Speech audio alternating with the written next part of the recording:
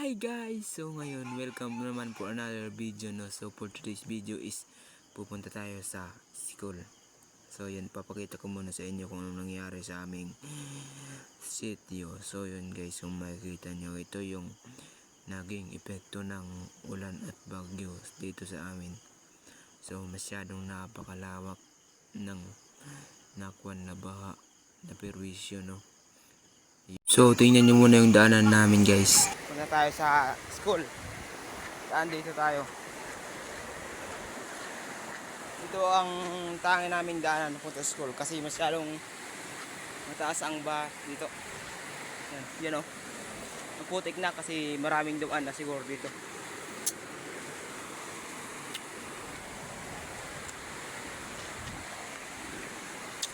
Yan. Ito ay na-landslide na guys. Yan galing sa as.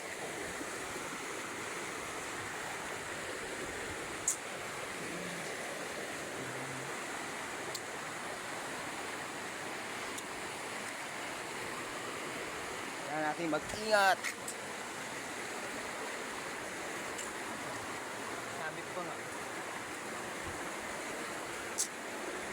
No? Mga guys.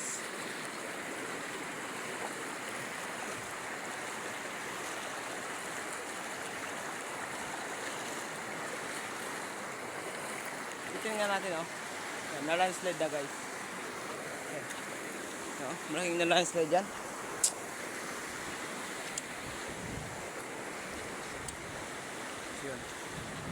So ngayon maganda pa yung panahon pero mamaya yan ibuhos ulit yung mga malakas na ulan, patak ng ulan. Nandito ako, oh. Ayun. Dahil na rin itong daanan ng mga baha. So ngayon daanan ulit. So yun, yung mga classmate ko napalaban ng basketball doon sa taas, grade 11. Napalaban sa grade 12. Yun, mga classmate ko grade 12 napalaban sila doon, sigurado ko. Yan. So lang wag na umulan para wala nang daan ng baha.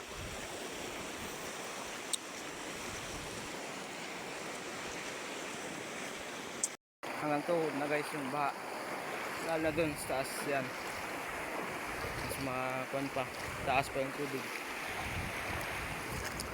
Ako dito lang sa mababaw dumaan. So yun lang guys, bye bye. So fast forward na tayo guys, no? So yan, pauwi naman kami yan. So ito yung dinadaanan namin guys. So yan, nakikita mo. So dyan lang yung tayong pinakadaanan namin guys kapag may mga gantong gantong kalagayan. So ito, delikado rin yung aming dinadaanan kasi yan ay na-landslide na guys, no? At saka malambot pa yung lupa. So yun, sana nga masiminto na yun dito. Baka naman mga mayor, baka naman yung daanan namin, need namin na magandang daanan kasi laging binabaha dito. So yun guys, no, pauwi na nga kami niyan. Yan pala yung tito ko sa unahan. So kung gusto nyo mga gantong video guys, paki-subscribe na lang ako. And thank you for watching.